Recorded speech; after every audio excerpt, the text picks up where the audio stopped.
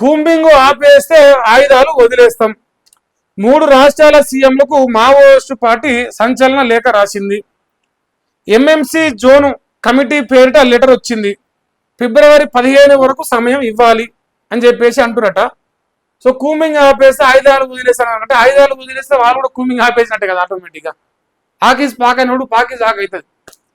So ఇప్పుడు అంటే ఆయుధాలు వదిలేస్తామంటారు తప్ప పర్మనెంట్గా మేము చేస్తామని చెప్తే బాగుంటుండే, అది మంచిగా ఉంటుండే. పర్మనెంట్గా ఇంకా మావోయిజం అనేది వదిలేస్తున్నాం, మేము జనజీవన శ్రవంతిలో కలుస్తున్నాం, మేము అవసరమైతే రాజకీయంగా పోటీ చేసుకుంటాం అని చెప్పేసి స్టేట్మెంట్ ఇస్తే బాగుంటుండే. ఆ 3 రాష్ట్రాల సీఎం కంటే మరి మావోయిస్ట్ బట్టి లేఖ రాసినట. మరి లేఖ రాసిన నిజమేనా? వీళ్ళకు రోగం ఉంటుంది, తర్వాత ఆ లేఖకు మాకు సంబంధం లేదంటారు. అట్లాంటిది ఏమైనా ఉందా? లేదంటే నిజంగా లేఖ రాసిరా? లేఖ రాస్తే కూంబింగ్ ఆపేస్తే మీరు ఆయుధాలు వదిలేస్తామంటే మీరు ఆటోమేటిక్గా ఆయుధాలు వదిలేస్తే వాళ్ళు కూడా కూంబింగ్ ఆపినట్టే కదా. మీరు కూడా పోయి లొంగిపోయి ప్రభుత్వం ముందర లొంగిపోయి జనజీవన శ్రవంతులు కలిసిపోయిన అందరిని ఏమి అనట్లేరు కదా. వాళ్ళ పైన ఇప్పుడు బలగాలు ఏమైనా పనిచేస్తున్నాయా? కూంబింగ్ ఏమైనా జరుగుతుందా? బాజాప్తా వచ్చారు, వాళ్ళకు అంతో ఇంతో ఆర్థిక సాయం కూడా ప్రభుత్వాలు చేస్తున్నాయి, జనజీవన శ్రవంతులు కలిసిపోయారు. మరి మీరు కూడా అలాంటి ప్రయత్నం చేస్తే ఇంకా ఏం టెన్షన్ ఉండదు, ఇంకా అప్పుడు బాజాప్తా ఉండొచ్చు అన్నమాట. సో ఇది మరి మావోయిస్టులకు సంబంధించి కూడా ఒక వార్త వస్తుంది, వాళ్ళు ఆపేస్తామంటారట. 3వ పేజీలు ఉందా?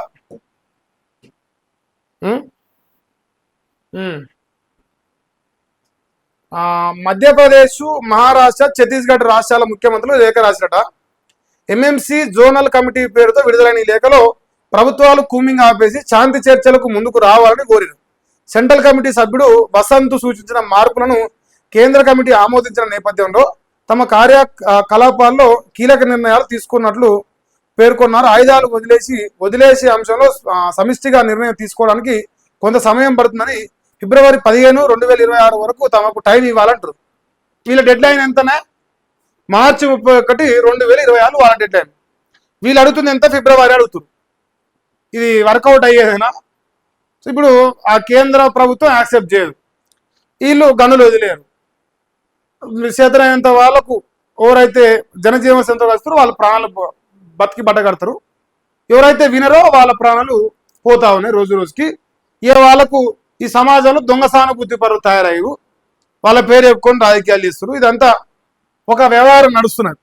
సో మరి మావోయిస్టు మిత్రులు ప్రశాంతంగా జనజీవన శ్రవంతిలో కలిసిపోయి ఇప్పుడు ఆల్రెడీ సమాజంలో కలిసి బతికేటోళ్ళతో పాటు మీరు కూడా పాలు పంచుకొని సమాజంలో భాగస్తులు కావాలని కోరుకుంటున్నాం. లేదు అక్కడనే అంటే మరి జరిగే ప్రోగ్రాం జరుగుతుంది, మరి దాన్ని కూడా ఆపలేరు కూడా.